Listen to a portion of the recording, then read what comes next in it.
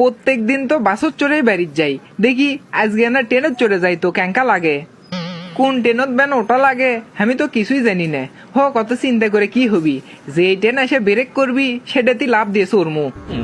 বাপ রে বাপ, সেই রকম বড় একটা ট্রেন আসিচ্ছে, দেখি ওটা যাই তাহলে উঠি।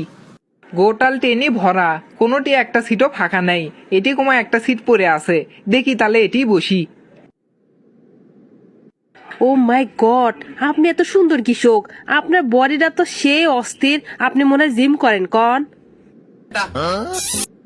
এই বেটিসল কয় কি, আমি যে কালোর কালো, এলাকার সগলি আমাক ব্ল্যাক ডায়মন্ড করে কয়, আর বাপ মাও কাইলে ছাড়া ডাকে না, আর গার্লফ্রেন্ডও কয় কালু করে। এই বেটিসল আমার মধ্যে কি দেখলো তাই করছে যে আমি সুন্দর। জীবনের প্রথম কোনো বেটিসল আমাক সুন্দর করলো, বিষয়টা আমার কাছে লজ্জে লজ্জে লাগিচ্ছে। আচ্ছা ভাই, আপনি এসে আমার সিটত বসেন তো, আমি এনে ওই সুন্দর ভাইয়ের কাছে যা বসমু। হাই হাই, কয় কি, এত সুন্দর বেটিসল আমার কাছে এসে বসবি মানে আমি কি স্বপ্ন দেখিচ্ছি নাকি? বেটিসলটা দেখতে তো কম সুন্দর লয়, একবারে পরীর লাগান। কয়েকদিন আগে হকারের কাছ থেকে একটা ফর্সা হওয়ার ক্রিম লিসনু, কয়ে দিছিল 2 সপ্তাহের মধ্যে বলে ফর্সা হয়ে যাবো, কিন্তু 1 সপ্তাহ না যেতেই আমি এত সুন্দর হয়ে গেছি।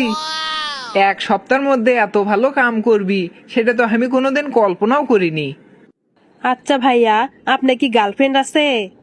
পাশের সিটত যদি সুন্দরী বেটিসল থাকে তাহলে কি ছেলেরা কোনোদিন কবি আমি সিঙ্গেল লয়?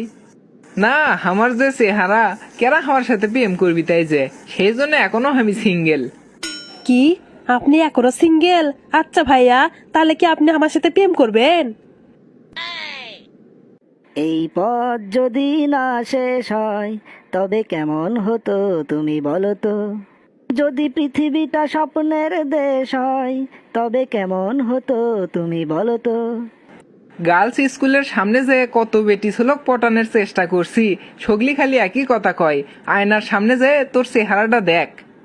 এক বেটিসল তো মুখের উপরে কয়ে দিছিল, আমার আর কয়লার মধ্যে কোনো পার্থক্যই নাই।